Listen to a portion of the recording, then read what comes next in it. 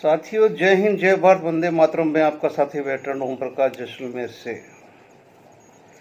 आज के मंथन में हम कुछ अपने मुद्दे, कुछ देश के मुद्दे, कुछ हालिया चुनाव के मुद्दे, इन पे मंथन करेंगे। और आप सभी से एक ही अनुरोध है, प्रार्थना है, विनती है कि जिस किसी भाई को वीडियो बुरा लगे तो कृपया ना गाली दें और ना आप है जो कुछ और कमेंट लिखें। आप वीडियो को वहीं पे छोड़ दें, क्योंकि मेरी अपनी अंतरात्मा है और मालिक ने जितनी मेरे को सोच दे रखी उसके हिसाब से मैं ये वीडियो बना रहा हूँ। तो साथियों, एक अकेला सब पर भारी, ये बोला गिरिराज सिंह ने, और उसमें कोई शक भी नहीं है। और शक क्यों नहीं है कि गिनती से एक दिन पहले हरियाणा के मुख्यमंत्री जो अभी कार्यवाहक है, सैनी साहब, वो बिल्कुल ही छाती ठोक कर बोलते हैं कि हरियाणा की जनता को चिंता करने की ज़रूरत नहीं है, हमारे पास में सारे प्रबंध किए हुए हैं और हमारी बहुमत की सरकार बनेगी, आप चिंता मत करना, आपका ओके। तो सैनी साहब को, भारतीय जनता पार्टी को, उसके शीर्ष नेतृत्व को, सबको हरियाणा में सरकार बनाने की और बहुमत लाने की बहुत बहुत बधाई, और तहे दिल से बधाई। क्योंकि जब भी आप इस तरह से कोई ऐसा काम करते तो हमारे अंदर भी बहुत मतलब अंदर वो हो जाता कि भी असंभव को संभव कैसे करना है, तो हमें आपसे सीख लेनी पड़ती है।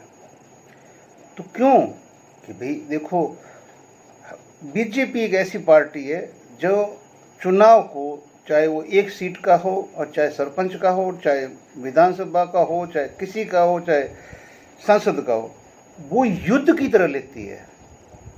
और युद्ध के अंदर तीन चीज़ें बहुत महत्वपूर्ण होती है, जिनके ऊपर न उस देश का संविधान लागू होता है, न उस देश का कोई और मतलब कोई चीज़ उस पर लागू नहीं होती है, और न कोई आचार संहिता होती है, उसके ऊपर कुछ लागू होता ही नहीं है। और वो है साम दाम दंड भेद।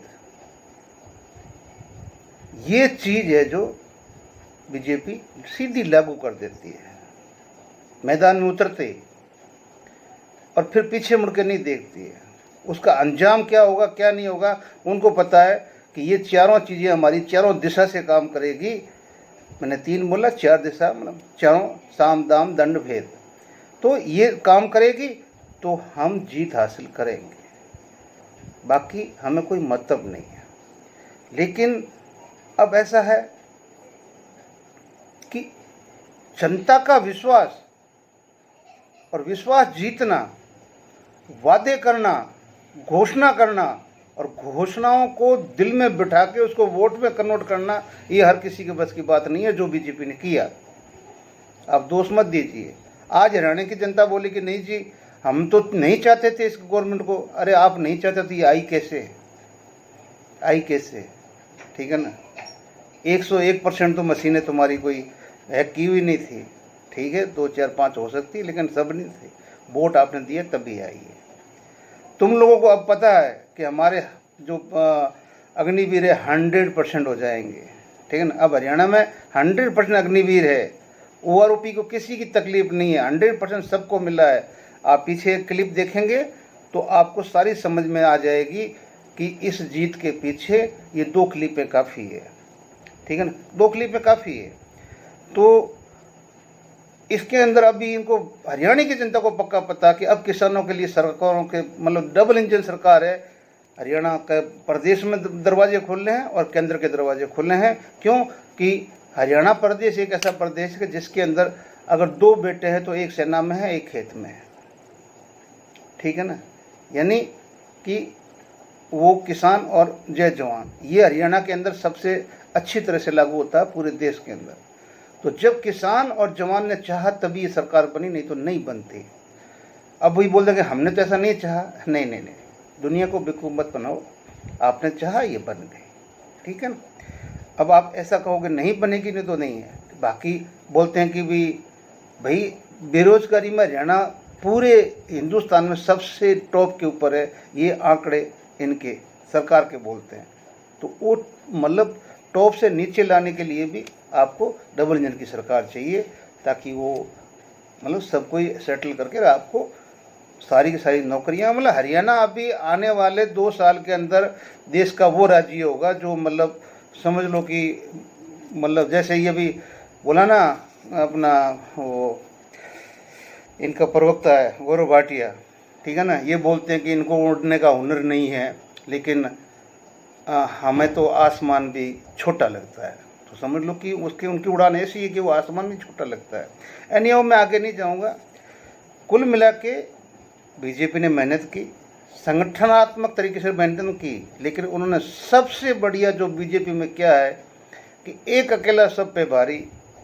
इस बात को तो मोहन भागवत भी मान गए, क्योंकि आज लड़ाई चल रही है बीजेपी अध्यक्ष की, और आज संघ घुटनों के बल बैठ के रो रहा है कि उसकी बीजेपी नहीं सुनने वाली है। जिस बीजेपी को खड़ा करने वाला संघ, जिस देश को राष्ट्र ये प्रधानमंत्री देने वाला संघ, वो प्रधानमंत्री जो कभी बीजेपी के संघ के कार्यालय में झाड़ू मारता था, आज उसको वहाँ पे बिठाया वो उस संघ ने।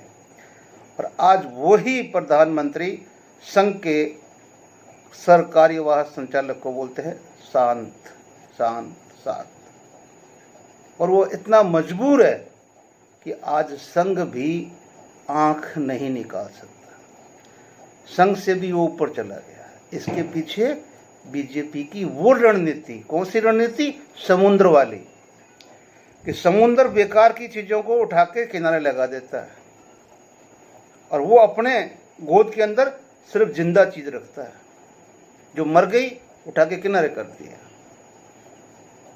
ठीक है ना, जो मर गई वो किनारे कर दिया, और जो जिंदा है उसको वो लेके अपने पेट में खा गया।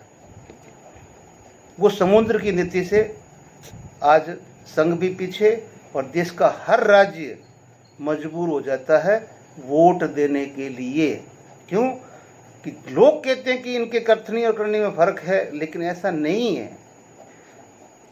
अभी तो आपने देखा कहाँ है, अभी मैं वीडियो के लास्ट में जाके आपको एक और फॉर्मूला दूंगा जो आना बाकी है, अभी वो भी आएगा, और वो जब आएगा उस समय सही चीज़ें आपके सामने आएगी। तो फिर कांग्रेस ऐसा क्या कि इतनी पुरानी पार्टी, ठीक है ना, और ऐसा कैसे हो सकता है? तो ऐसा ऐसे हो सकता है कि देखो, कांग्रेस वो पार्टी है जिसने हिंदुस्तान में लोकतंत्र का पहला झंडा लाल किले पे फहराया, लाल किले पे फहराया। वो अच्छी थी बुरी थी, उसके नेता अच्छे थे बुरे थे, लेकिन आज के दिन अगर इतिहास पढ़ने वाले 1947 के बाद में कितनी भी पार्टियां बनी हो कांग्रेस के सिवा, वो क्या सब कांग्रेस से नहीं निकले हुए थे? उनका जन्म कांग्रेस में नहीं हुआ था, उनकी शिक्षा दीक्षा सब कांग्रेस में हुई थी। बाद में जाकर उन्होंने अलग पार्टी बनाई। चाहे कोई भी कितनी बड़ा नेता हो, पहले वो कांग्रेस का मेंबर था। अब जब संघ ने एक ऐसा मतलब कैडर तैयार करके दे दिया, तो उन्होंने बोला कि नहीं, अब इस कांग्रेस को हम जड़ से उखाड़ेंगे। अब जड़ से उखाड़ना है, बिल्कुल खत्म करना है, तो आपको लोकतंत्र को खत्म करना होगा। जब तक लोकतंत्र रहेगा, कांग्रेस जिंदा रहेगी, क्योंकि उसी का बोया हुआ बीज है, उसी का पेड़ है। लोकतंत्र जो है वो किसका बीज है? कांग्रेस का है, कांग्रेस का है। वो अच्छी है बुरी है उस पर मैं नहीं जाता, लेकिन लोकतंत्र की स्थापना, बीज बोना और उसके ऊपर झंडा लहराना, वो कांग्रेस ने किया था। आज़ादी की लड़ाई कांग्रेस ने लड़ी थी। कौन लड़ा था, कौन नहीं लड़ा था, कौन अंदर बैठा था, ये कोई सब्जेक्ट ही नहीं है। लेकिन कांग्रेस जब से बनी है तब से लड़ी, और अभी तक अगर छाती पे गोलियां भी खाई तो कांग्रेस ने खाई भाई, कोई शक नहीं है। 2-2 3 प्रधानमंत्री का, राष्ट्रपिता तक ने गोली खा के अपना जान दी है। अब वो बात अलग है कि किसी ने कैसे उसको मारा, किसी ने कैसे मारा, किसी ने, वो एक सब्जेक्ट अलग है, मैं उस पर नहीं जाना चाहता हूँ। लेकिन कांग्रेस हार फिर क्यों रही है? क्योंकि दो ही कारण है ना, कि इन्होंने कसम खाई है कि कांग्रेस को उखाड़ना है, और उखाड़ना है तो आपको लोकतंत्र समाप्त करना होगा, जिसके ऊपर ये पार्टी पूरा का पूरा जोर लगाया हुआ है। और आने वाले कुछ सालों में आप देखेंगे लोकतंत्र समाप्त हो गए, और जब लोकतंत्र समाप्त हो जाएगा तो कांग्रेस समाप्त हो जाएगी, और जब तक लोकतंत्र नहीं समाप्त होगा कांग्रेस समाप्त नहीं हो सकती, क्योंकि उसका पेड़ अस्तित्व में है, वो सिंबल अस्तित्व में, वो पेड़ जो लोकतंत्र है। जब तक लोकतंत्र अस्तित्व है तो कांग्रेस नहीं जा सकती इस हिंदुस्तान की धरती से। अब किसी को बुरा लगा हो तो क्षमा चाहता हूँ।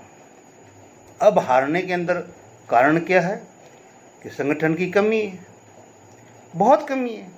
हरियाणा के कल के चुनाव में एक चीज़ देखने को मिली कि सबसे पुराने हुड्डा साहब, मैं जूनियर हुड्डा नहीं सीनियर हुड्डा की बात कर रहा हूँ, और दलित नेता शैलजा कुमारी जी, और उनके मध्यम बीच में जो बोलते हैं कि दोनों के बीच में तकड़ी होती है, उसके बीच में जो लोड लेने वाला दोनों तकड़ी का, वो सुरजेवाला जी।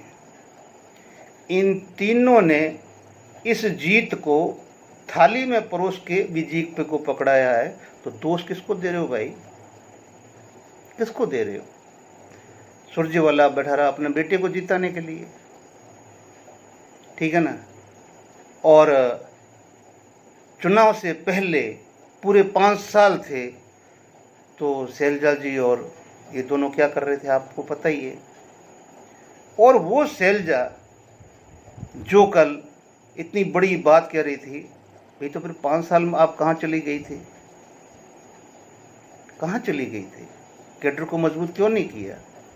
क्यों नहीं कैडर को आपस में मंथन किया कि भाई हमें अगला चुनाव जीतना है, ठीक है ना। अरे कभी हरियाणा के लोगों ने आप लोगों की कहीं बैठक भी नहीं सुनी होगी भी आज कोई सम्मेलन है जो अगले चुनाव के लिए तैयारियां कर रहे हैं। आपका कैडर क्या, आपका कार्यकर्ता भी ये बात नहीं बोल सकता कि हमने पिछले 5 साल में कितनी बैठकें की बूथ लेवल के ऊपर या तहसील लेवल पे, गांव लेवल पे, पंचायत लेवल पे, कि हमें चुनाव लड़ना है। तो संगठन की कमी थी। अब मैंने पहले कहा कि बीजेपी समुद्र की तरह है, फालतू चीज़ को निकाल देती है बाहर, जिंदे को खा जाती है। लेकिन कांग्रेस क्या करती है? कांग्रेस फालतू चीज़ को बाहर नहीं निकालती है, ये इज्जत के ऊपर हिसाब से चलती है। जैसे इज्जत में आपने देखा होगा मम्मियाँ 500 साल पुरानी, 300 साल पुरानी, ये क्या करते हैं, उस तरह की मम्मी बना के और दफना देते हैं, कहीं एक जगह रख देते हैं। अब कौन सी मम्मी कब निकलेगी इनका अस्तित्व खराब करने के लिए, ये इनको खुद को पता नहीं है। तो जितनी मम्मियाँ इन्होंने बना के रखी हुई है, अब इनको सोच लेना चाहिए कि वो मम्मियाँ हमारे कोई काम की नहीं है, वो मरी हुई है, उनमें आत्मा नहीं है, कुछ भी नहीं है। उस जिस्म को हमने जो लेप लगा के रखा हुआ है वो हमारे क्या काम का है? उस मम्मियों के भरोसे हमारा भविष्य नहीं बनना है। इसलिए इनको वो मम्मियाँ को समुद्र में डुबोना पड़ेगा। लेकिन समुद्र में तो बीजेपी बैठी है, वो मरी हुई चीज़ को लेती नहीं है, तो इनको दफनानी पड़ेगी। समझ गए मेरी बात को? इनको दफनानी नहीं दफनाएंगे तब तक वो ये मम्मियाँ उनके आड़े आते रहेगी। अब आते हैं टिकट वितरण। इसके अंदर इनकी खूब लड़ाई हुई, और हंसी तो आज पूरा हरियाणा हंस रहा है। जिसने ज़बरदस्ती टिकट दिलाई वो 8000 वोट लेके आई अम्बाड़ा में। 8000 वोट जिनको टिकट दिलाया गया कि नहीं इनको दिलाओ। जब आपका कैंडिडेट वोट लाने के वाला है फिर भी उसको हुआ, चलो अच्छी बात है। तो सबसे बड़ा टिकट वितरण में क्या हुआ कि अपने अपने खेमों का बस वो चलते रहे, और चलते की वजह से क्या हुआ कि कमज़ोर कैंडिडेट ग्राउंड में रहे। अब अति आत्मविश्वास था कि 10 साल से इतनी परेशान, ठीक है ना, कि पूरा पूर्व सैनिक, अग्निवीर, किसान, जवान, बेरोजगारी, पहलवान, सारे इनके खिलाफ है, तो फिर जीतेगी कैसे? अब ये इनको पता नहीं है कि इन्होंने जो चाबी लगानी है, उस चाबी के जो होते हैं ना नीचे दाते, वो 4 दांते हैं, साम दाम दंड भेद, और ताला खुल जाएगा और ये घुस जाएंगे, और घुस गए, कर लो कुछ करना है तो ये आत्मविश्वास भी ले डूबा। फिर ये पीछे आप एक वीडियो देखेंगे, क्लियरली मशीनों की धांधली हुई, 99% चार्ज की हुई मिली है। अरे मोबाइल लेके अगर हम चार्ज करके 100% निकलते हैं और 2 घंटे बाद निकाल के आप देखोगे तो उसके अंदर 90% हो जाता है, क्योंकि इंटरनल भी उसका वो चलता रहता है एक्टिवेशन। लेकिन 99% वोटिंग काउंटिंग के टाइम अगर मिल रही है तो ये ऐसी और भी बहुत जगह थी, लेकिन हर कोई इसको जज नहीं कर पाया, क्योंकि कोई चीज़ इसकी टेक्निकली नहीं जानता था, इसलिए मतलब ये चीज़ हुई। अगर टेक्निकली जानता तो और भी बहुत जगह, जैसे सोनीपत में मिली तो और भी जगह पे मिलती, लेकिन जितनी मिली उसके अंदर 70% बीजेपी के वोट है, तो उनका भी अच्छा योगदान है। अब यहाँ पर एक सबसे बड़ा फैक्टर निकल के आता है, जो और कोई नहीं कर सकता, बीजेपी कर सकता है।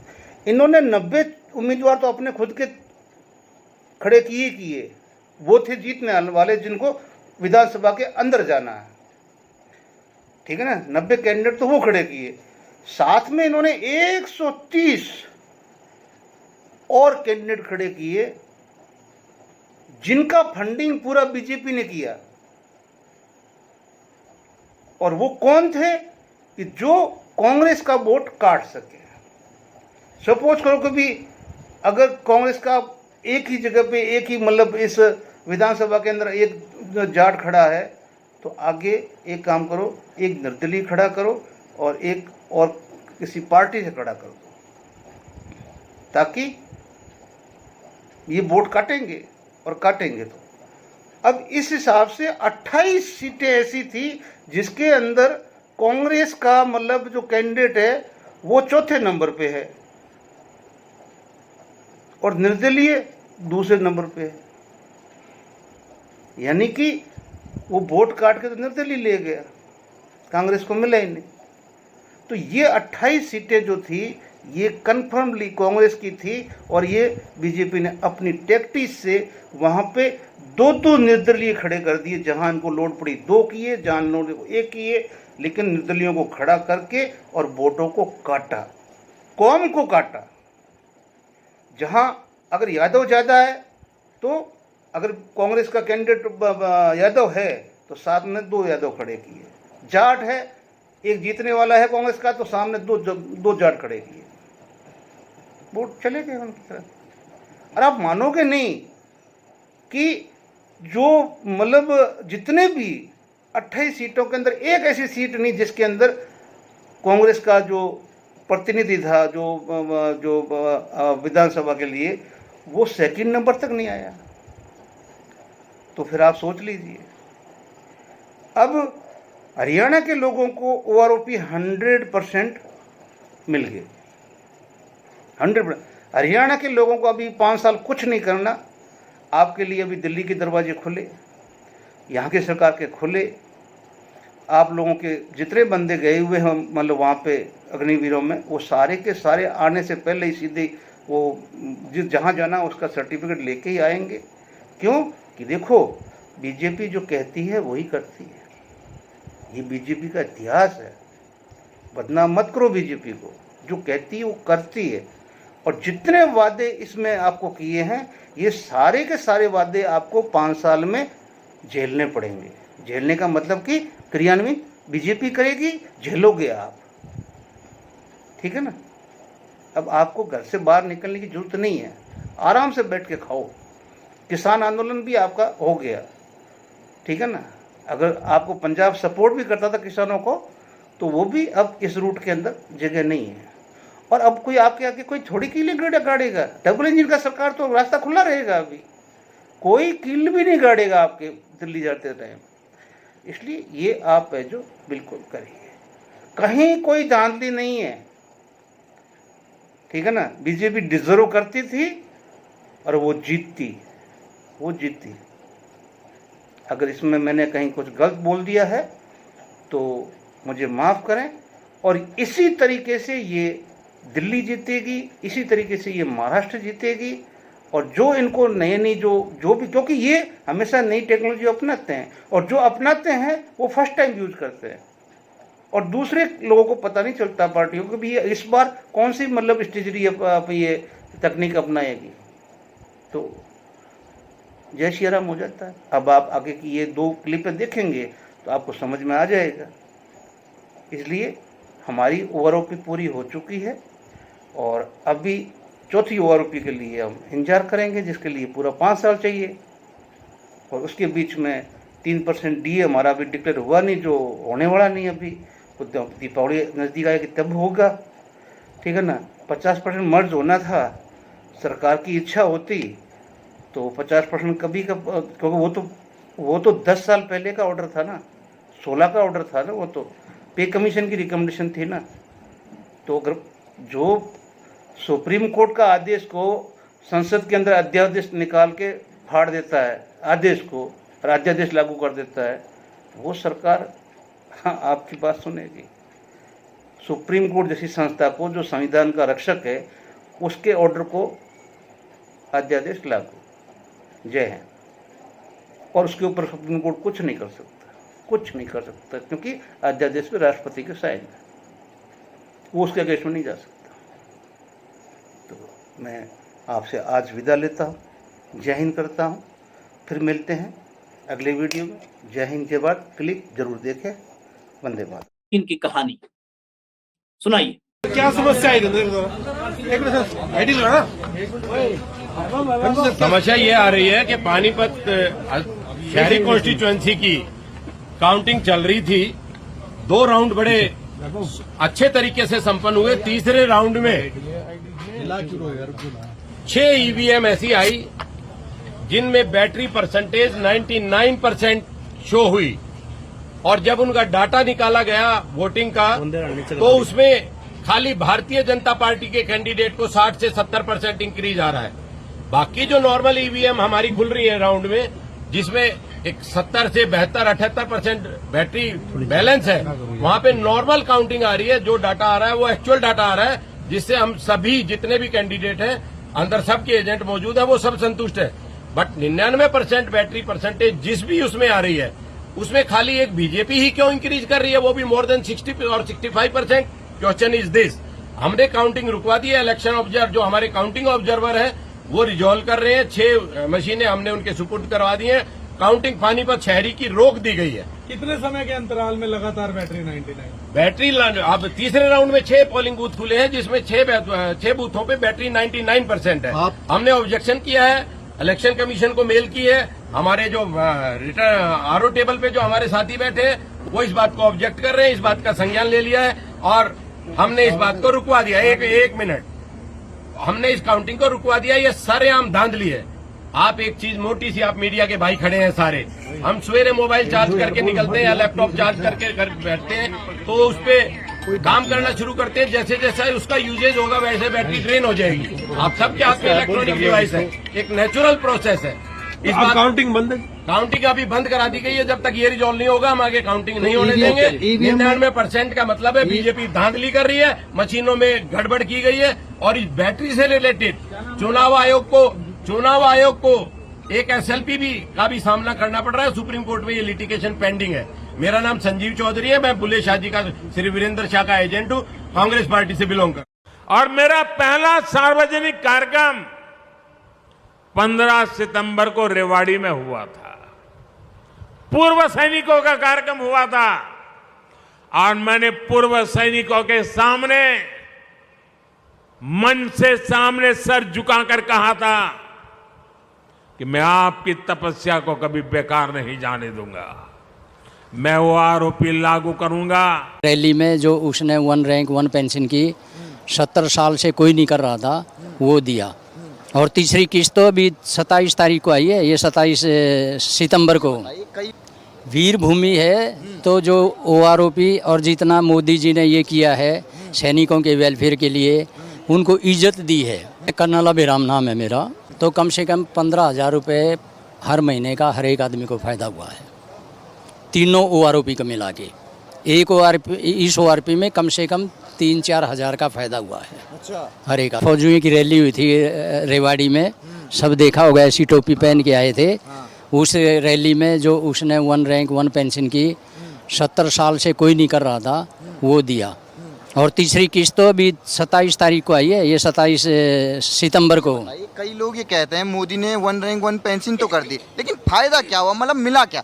अगर आप हमें बता पाएंगे कि क्या परिवर्तन आया, पहले कितना मिलता था और क्या क्या मिला है, वो बता पाएं तो लोग ज़्यादा समझ पाएंगे। 1 रैंक 1 पेंशन में वो जो CDA है, PCDA है, वो वर्कआउट करता है कि किस आदमी की कितनी बढ़नी चाहिए तनख्वाह। तो हर एक आदमी की 2000 रुपये ज़रूर बढ़ी है, और उसके ऊपर अभी 50% DA है, तो 3000 हो गया। ठीक है, 4% अभी और या 3% 1 सितंबर से लागू होगा, 1500-700 रुपये ले। तो हर एक आदमी को केवल एक से अगर तीनों बना लें तो कम से कम 15,000 रुपये हर महीने का हर एक आदमी को फ़ायदा हुआ है, तीनों ORP को मिला के। एक ORP, इस ORP में कम से कम 3-4 हज़ार का फ़ायदा हुआ है अच्छा, हर एक आदमी को। तो जो लोग ये कहते हैं 1 रैंक 1 पेंशन का फायदा नहीं हुआ, उनको क्या कहेंगे आप? उनको के आप बहम फैलाना बंद करो, ठीक है, अफवाहें फैलाना बंद करो, ठीक है। फौजी जब खुद खुश है कि आप मेरे को, तो तुम्हें क्या तकलीफ़ है भाई, ठीक है।